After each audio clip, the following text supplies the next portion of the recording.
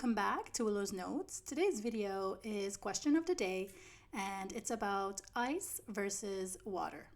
The question says, explain the difference in the arrangement of water molecules in liquid water versus in solid ice. So in this question, we are asked to explain why there's a difference in the way water molecules are arranged.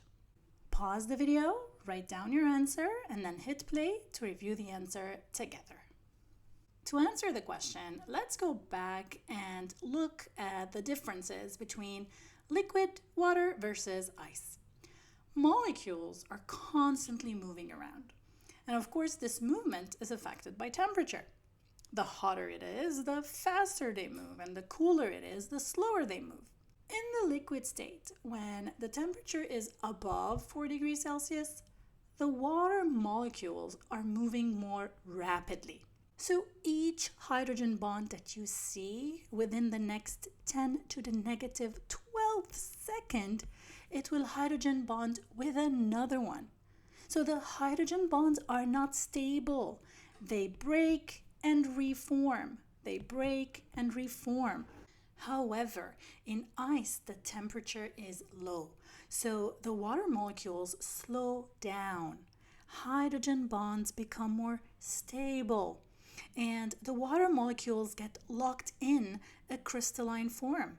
You can see, because this sketch here is two-dimensional, so you can see they form hexagons. Whereas if you look at the liquid state, there is no shape to the water molecules. They're random. Consequently, because of this form, the water molecules are spread out in ice. Now, let's follow this circle.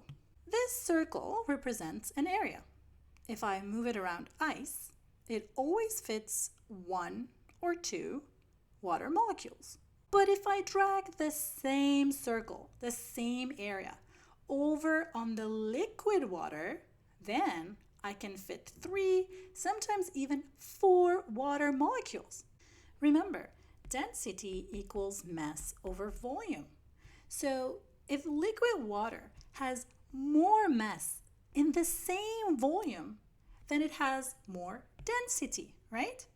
If I take the circle back and put it on ice, then you can see that in ice, there's less mass per volume, which makes ice less dense.